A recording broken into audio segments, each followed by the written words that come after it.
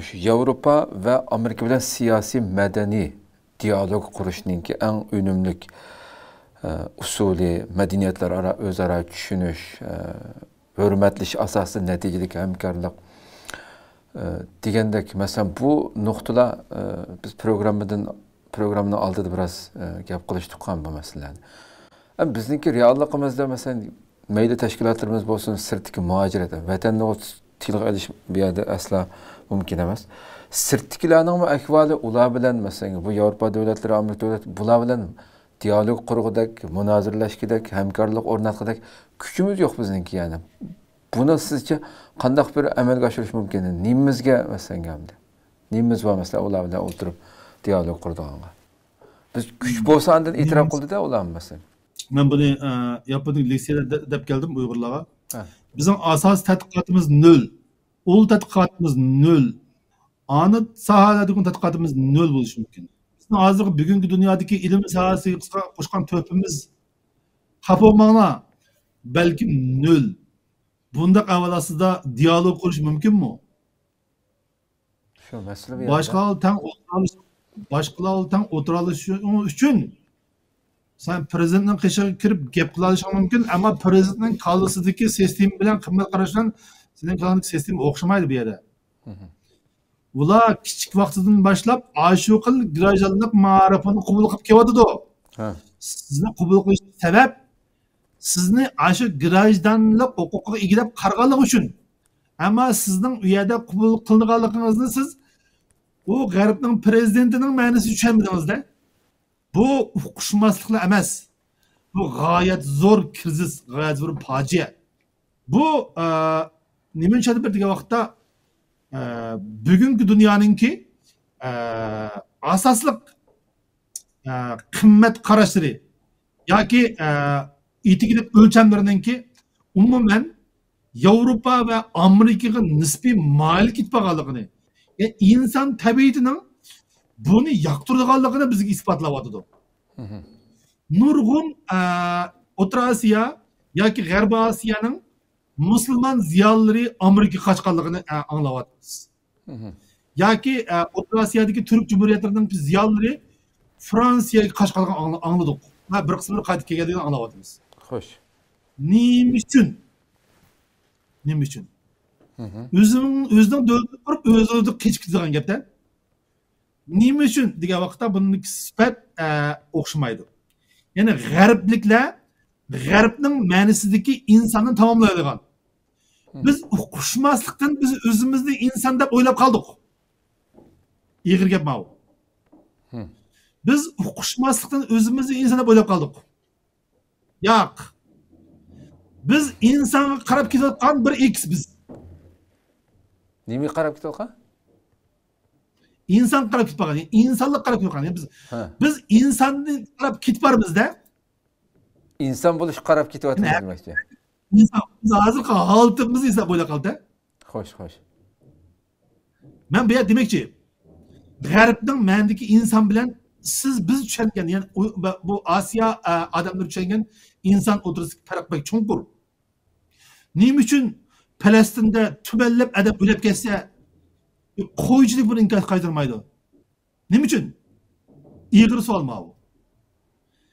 G'arbning ko'zdan qaragan vaqtda g'arbning ma'nosidagi odam deb qaramdi degan masala ham bor buning ichida. Ya'ni g'arbliklar eng muhim bildigan insoniy o'lchamlar bizning odamlarimizning vujudini tepilishi kerak. Doktor bu nisbat bizni tepilishi kerak. Siz tilga olayotgan shu masala mesela g'arblik hozir siz tilga oldingiz masalani. Abay men zihnim kelganda so'ramoqdim. G'arb qimmat qarashi, g'arb u narsa, bu narsa degan narsa bo'lib shu G'azada bo'lgan urushdan keyin shuncha bola 50 mingdan ko'p inson, kichik bola bundan o'ldirilganda allburun sinfdan qoldi ular yani. Butun dunyoda bu deyilyapti hamda hozir. Yani qanchalik bir puchak bir holatga tushib qolganligini ko'z oldimizda ko'ryapmiz hamda. Bir tarafdan yana g'arb qimmat qarashi deb yana bu ikkisini qanday bu ziddiyatni qanday nima qilsam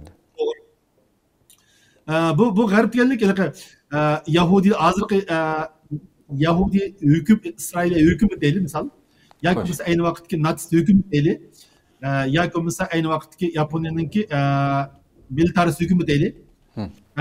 Bu uning bilan ikki narsa. Ikki narsa.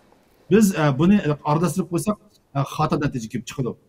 Ya'ni hozirgi Isroiliyaninki Falastinga bo'lgan avqil muomalasi u Yahudi bütün millatninki siyosiy qarori emas, balkim Netanyahuninki yoki Netanyahuninki kabinetininki chiqargan qaror bo'lishi kerak.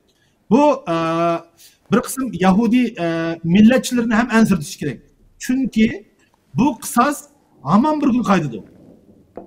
Ama mesela ben en yeni bir statistikini ben aldığım günü gördüm. Amerika'da bir Harvard Üniversitesi mesela şu halkın avazını sınap yapıptı da sen Netanyahu tarafta İsrail'in kıvatkan tarafta turamsa ya ki Hamas tarafta turamsa da %53'ü Hamas tarafına kıptı ama yana 47% İsrail tarafta turduğanlıqını depti. Yani bu mu korkunç bir rakam hem de. İsrail'e nispeten ama biraz Hamas tarafta, Palestin tarafta turma diğerlerinin sahanının yukarı buluşu yaxşı bir netice ama yenilam nurgun kişiler o tarafta turvatqanlıqını hem mevqasının siyasi mevqasını görüvatımız mesela. Nayet mühim sual da o. Nayet mühim. Yani bir yerde mundaq bir narsani deyish mumkin. Yani aşınca zor bedel tölengen bolsa mu? Aşınca köp Falastinlik qurbanlık bergen bolsa mu? 47% adamның yanını İsrail'e tarafını tutuşunun özü bir narsa tushundirdi bu yerda-chu. İnsan qo'rqinchli. Xo'sh. Har bir insonning vujudi qo'rqinchli. Biz abididik, insonni tushunmadik. Biz insonni yaxshi yoki yomon deb ayirib oldik. Bu yerda ikkinchi bir misolni keltiray. Ikkinchi dunyo urushida necha million? 6 million deylik. Yahudini qirgan eliqi German generalning ismi Eichmann. Sizlar balkim Eichmann deyishim mumkin. Yaponda Eichmann deydi. Bu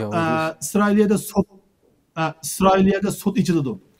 Sud ichilgan vaqtda bu Germanning bu adamlarning bir qismini sotdi ba, yana birisi eng muhimi Yahudining eng cho'ng faylasufi ayol faylasuf. Hannah Arendt degan bir ayol maydonda bor edi. Bu yiliqi 6 milyon Yahudini o'ldirgan Eichmann deganning so'zini birma-bir yezib turdi-da. Bu Eichmann deyilganda bu men faqat yuqoridagilarninki buyrug'ini ijro qildim. Xohlasam sonni ko'paytdim deydi. Bu shuning bilan bu gapning xulosasi u emas. Bu Yerusalimdagi sot degan bir asarning gapini qilmoqchiman aslida. Bu Yerusalimdagi sotda eliqi ayol faylasuf, ya'ni Yahudi faylasuf nima desangiz, bu yomon odam emas. O'zining vazifasini ijro qilgan ma'muriy xizmatchi deydi. Qaydada ya 6 milyon Yahudini qirib yani o'zining millatini qirib masalan bir Uyg'ur Chinchangoni va o Chinchango yomon adam emas. U o'zining vazifasini ijro qilgan bir gapda o'chu. Qattiq bir eg'ir gap bu. Yani bizningki inson haqidagi tushunchamiz shu qadar tez. Eliqi Eichmannning so'tini yozgan eliqi ayol bütün Yahudilar tarafidan qattiq g'azab kuchiraydi. Sen 6 milyon Yahudini qiribasmi? Sen buni yana oqlayotsan degan ma'noda. Amaliyotda bu Eichmannning bu so'tida bu Hannah Arendt degan bu ayol bu German qatilni oqlayotgani yo'q bu yerda. Sebebi bir masalasi o'tirib qo'yib, biz bir insonning vujudidagi raziylik bilan yaxshilikni tushunmayotgandik. Bizim aramızda Uygur'un her bir adamını operasyon yapsa ayıkımendeki adamı çıkışı mümkün. Her gün tıkamaylı. Yani bu ma'nosi o'zining vujudidagi narsani ham ijro qilgan, ammo sirtdan qaragan vaqtda boshqacha bir ko'ringan. Biz odamlarni umuman yaxshi odam, yomon odam degandek bir oddiy ma'noda kategoriyaga ayirib bir bilib oldikda, amaliyotda bir har qanday bir odamning vujudida bu narsani bor deydi. Qandan qaraydi. Shu eng cho'ng tavassut qilgan filosof ham o'sha ayol Yahudi tarafından tanqidlangan ayol filosof ham bu hamdi. Bu siyoset falsafa sohasida bu zo'r g'ulg'ul qo'zg'agan bir tema hamdi. Demakchi bo'lganim bu yerda ayni qanchalik g'arbningki bu qurbonlikqa, ya'ni Falastin masalasiga qanchalik yasashlik qilmasin bu ayrim masala. Biz haqiqiy ma'nodagi insonni tushunish degan ma'noda yana bir qitim islohotga, yana bir qitim ma'rifga muhtoj. Biz haqiqiy ma'nodagi insonni tushunishga muyassar bo'lolmagan bo'lishimiz mumkin. Xo'sh. Bizningki kallamizga an'anaviy Uyg'urlar nihoyat mard, nihoyat isil, nihoyat axloqli, nihoyat jasoratli, ammo yaxshi sifatlar hammasini birsiga otib qo'ydigan, yomon bo'lsa yomonni hammasini birsiga otib qo'ydigan. Bunda ikki qutbga ayirib o'tilgan inson qarashi. Bu umma qoqimizda falsafa ma'nosida qaragan vaqtda rad qilinadi. Ya'ni insonning vujudidagi xo'sh, yaxshilik va razillik. Bu Nietzschening ayni vaqtda shu qadar Yevropa ta'sir qilishining sababimi ham mana shu. xo'sh. Zaru Astro shundoq degan kitobidagi, Zaru Astroning degan gapining ma'nosi shu. Sizlar teqish yashayotibsizlar. Ya'ni yashayotgan odamlarni savol so'rayapti. Shuning bilan iliqi taqdim chiqqan vaqtdagi iliqi qiyriga deydi, eg'izingga ketgan bu yilonning quyrug'ini tort deydi. Bu yılanın yerimi, kalla kısmı o adamın içi kirkit kalıdı. Kuyruğunu can cehliven tadıdı. Yani Zaru Astro şundak dediğim kitabın içinde. Ben bir yat bilmek istediğim vakitte insanın vücududaki rezillik mi bağ demekçi. Hoş, hoş. Rezillikle kılanmaydığı kılış için bunun sistemisi devlet tarafından otur koyuş gerek. Yani Cinayet İşleri Kanunu. Ve bu başka kanunlar. Bu arkalık eğer sen ahlaki cihetten mesele payda kılsan, ahlaki cihetten cezalanırsan. Eğer kanun cihetten mesele payda kılsan, kanun cihetten cezalanırsan. Bu G'arbning devlet tüzümü o adamın yaxşı deb qarğanligidan payda bo'lgan tüzüm emas. Bir vaqtda insonning vujudida ham yaxshilik hem yamanlık boğalık için kurulgan sistema. Hoş, hoş, hoş. Yani rezilliğe kartamı, yani insanın rezillik terbiye kartamı yeterli derecede özünün fonksiyonu cari kıldıran sistema bu cumhuriyette. Demek ki biz bir yerde hakiki manadaki insanın manasını, hakiki manadaki girajanın manasını belki Uygurca bu doğru hiç de boğalık tüfeldin düşünmeyen boşuna mümkün. Bizim kanımız yanında gung boşuna mümkün. Bunu çokum G'arbning ma'nosidagi inson zaten nima?